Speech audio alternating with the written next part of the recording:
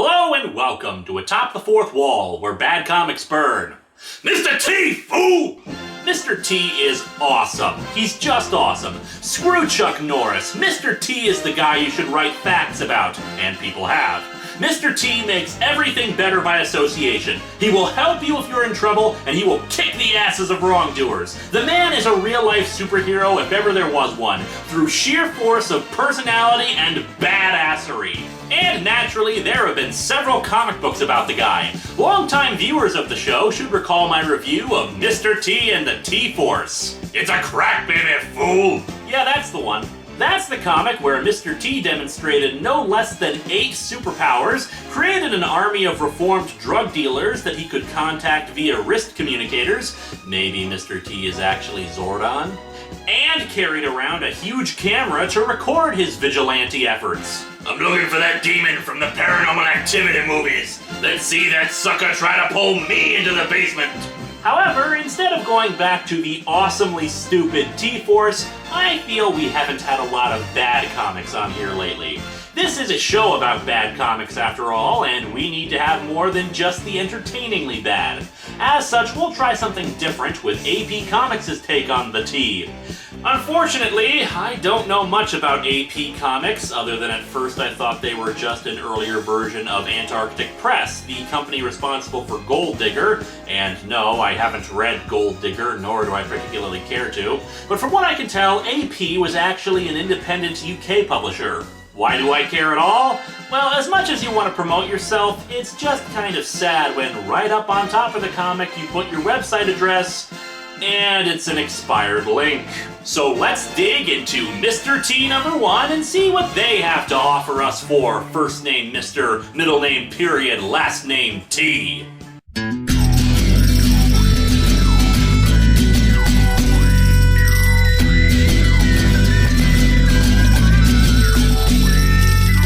Welcome to Atop the Fourth Wall, where bad comics burn. Linkara's gonna teach you all a lesson you won't learn. Brodsky, you're not the smartest. Life out, you're not an artist. Anyone who's had a bad comic published, it could be your turn. Linkara, he's a man punch, wears a birdie hat. Linkara, he has a magic gun. Where'd he purchase that? Linkara, coins, robots, Amazon and trucks. Linkara, this comic sucks. Linkara.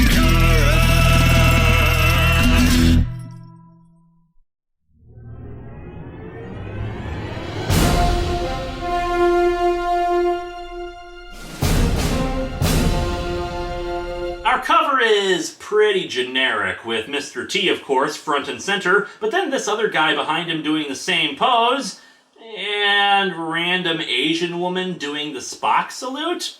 Also, Mr. T's wristband is colored like the French flag. Maybe this is actually a French Mr. T. Hello, Atop the Fourth.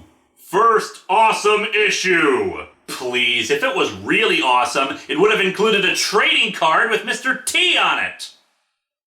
Or Obelisk the Tormentor. Same thing, really.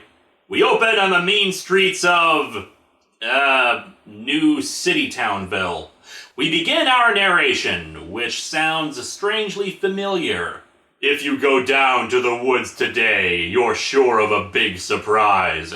If you go down to the woods today, you'd better go in disguise. Into the woods, it's always when you think at last you're through, and then into the woods you go again to take another journey.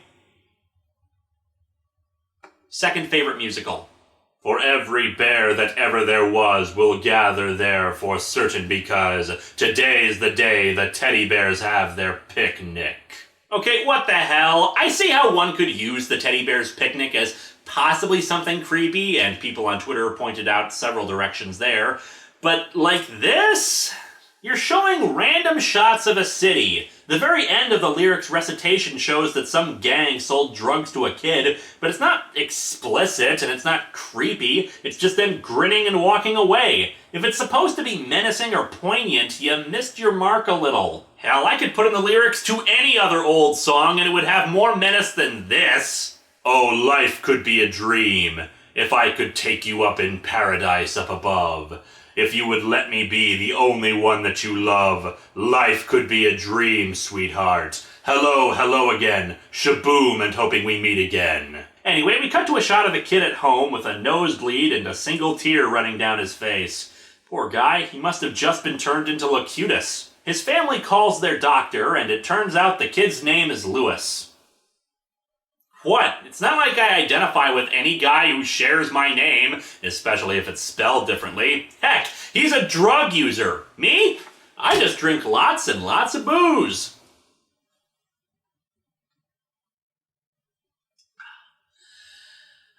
Someday I'll be able to forget bimbos in time.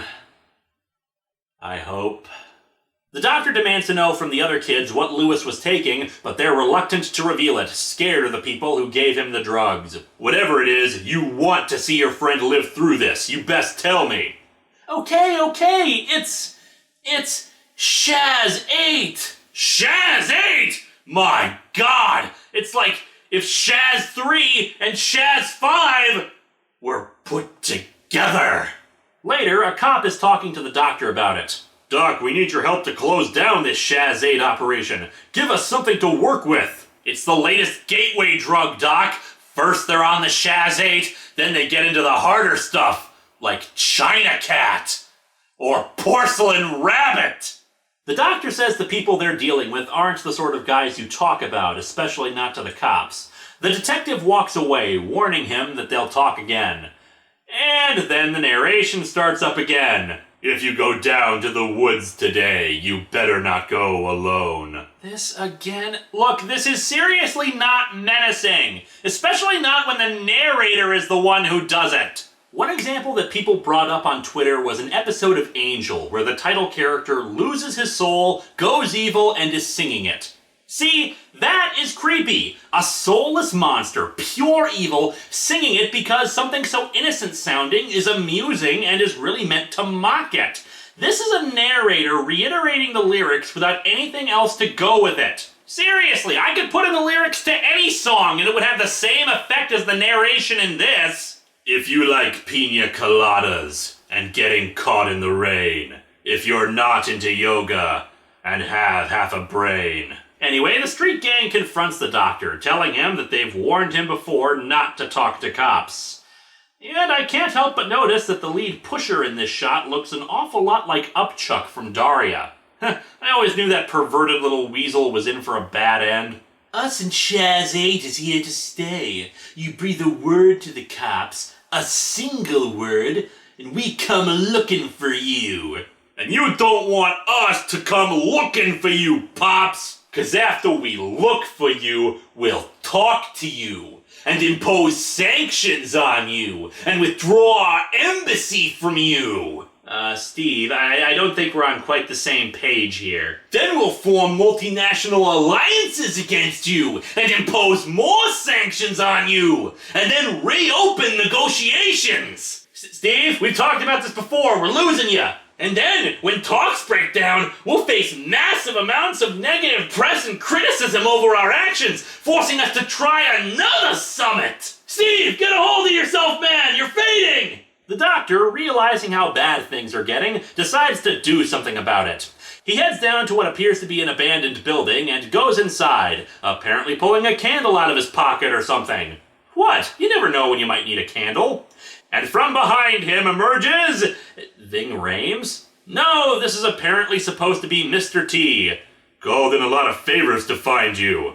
A lot of favors? We seriously went from him being confronted by the drug dealers to you just walking down the stairs to the building. Comic, you need to set stuff up. Otherwise, all we can tell is that he might have made a few phone calls between panels. There's nothing to indicate that he did anything else before this. Time was you weren't hard to find. When you single-handedly kept these streets safe, people could rest easy at night, knowing you were out there. Those times are gone, and you know that. Wait, what the hell is this? The T-Night returns? We need you back. There's a new threat. So call the cops. The cops are undermanned and outmatched. After the incident, someone took up your cause, but she disappeared a while back. What, was there a Miss T out there or something? Look, when I said Mr. T was a superhero, I didn't mean he was friggin' Batman! Chances are she was taken out by whoever's behind this. Behind what? Why the emphasis there? Did Mr. T just get really annoyed by the guy? It's a drug, an illegal designer drug to be exact, known on the street as Shaz 8. Shaz 1 through 7 were direct-to-video fare, but Shaz 8 got a theatrical release. It's a steroid derivative, builds up even the weakest person into a muscle-bound powerhouse. Huh, explains why Upchuck is pushing it then. And wait, a muscle-bound powerhouse? Are they filled with powerhouse excitement? Poison like that gonna thrive in a tough hood like this. Absolutely, but Shaz 8 also has side effects. Nasty side effects. Let's just say you're gonna feel a lot emptier after you leave the bathroom. The doctor goes on to explain that the drug pushers he's been encountering are part of a larger organization, and they tend to threaten not just you, but all your friends and loved ones in the process. We cut to the drug pushers meeting with their boss in what is described as interlude number 1. I'm just amazed that we finally have a narrative caption that isn't the teddy bear's picnic. When the pushers talk about how the doctor is obviously getting closer to talking to the cops, the boss tells them to kill him. However, that boss has his own boss, a woman in silhouette. Back to the doctor and the retired Mr. T, he explains that the side effects of Shaz 8 also put you into psychotic rages. But following this, most burn out. Literally burn out. No, not literally! I've seen more people doing this lately, and so I'll explain this. Literally means not exaggerating a claim. What you describe is exactly what is happening. For them to literally burn out would mean that there was actual fire involved. Because poor literacy is not just about misspelling words, it's also about saying literally when you mean you're trying to emphasize a point. He asks Mr. T for help, but he refuses. Don't think I'd be as welcome out there. Not after what happened. I still have nightmares about it.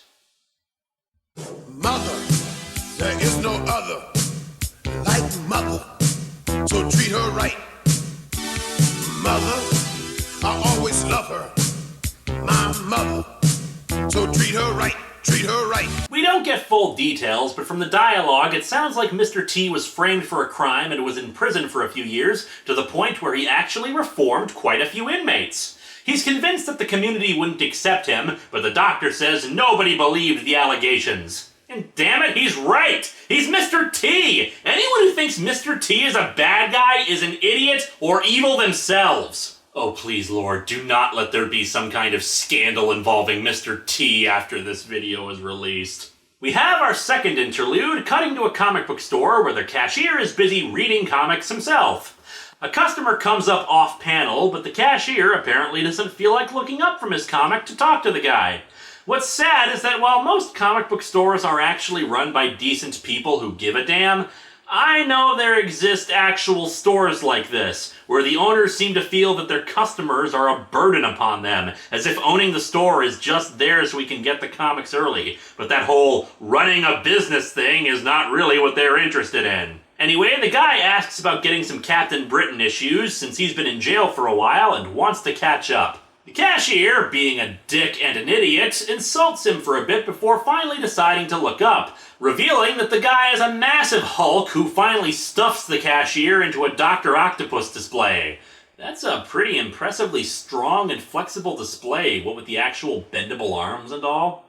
I'm not sure about the legality of this. Oh, not stuffing the guy into the display. Rather, having Dr. Octopus on display like that in a book not owned by Marvel. But I'm sure it's fine since it's just more of an advertisement piece and not the actual character. Anyway, back to this annoyingly mopey Mr. T. The doctor has decided that his speech bubbles should be in white text on black for some reason. Mr. T finally admits what's bugging him. I think crime fighting's pointless. After everything I did when I got out, the crime, it was like I never even existed. Damn it, Mr. T! Stop ignoring your own advice! Don't give up so soon, fool. The doctor points out that when T was a kid, a friend of his got hurt badly, and it didn't look like he'd pull through. But T told the doctor to have faith and persevere.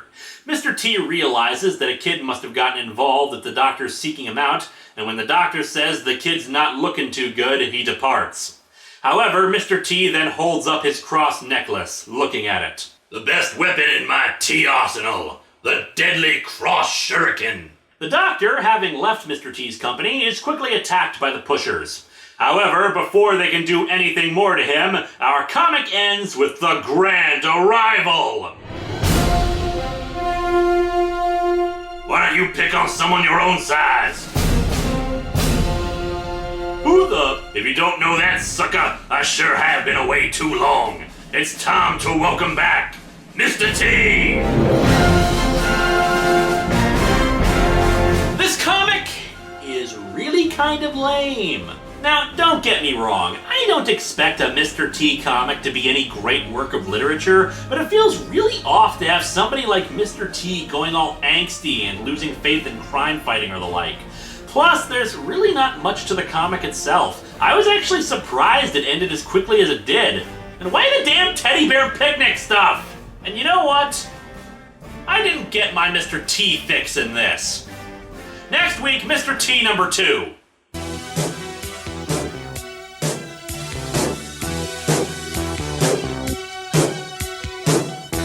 her right, treat your mother right. Treat her right, treat her right. Treat her right, treat your mother right. Treat her right, treat her right.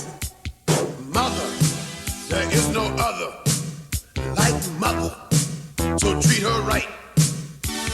Mother, I always love her, my mother, so treat her right, treat her right. M is for the moan and the miserable groan from the pain that she felt when I was born. O is for the oven with its burning heat, where she stood making sure I had something to eat. T is for the time that she stayed up nights and took my temperature when I wasn't feeling right. H is for the hard-earned money she spent to keep clothes on my back and try to pay the rent. Seriously, what is with that song and this... Bear! Hey, what's with the cooler? Oh, I totally forgot. Today's your picnic day, isn't it? Did you need a ride? Okay, just call if you need anything. He's a bear. How does he do that?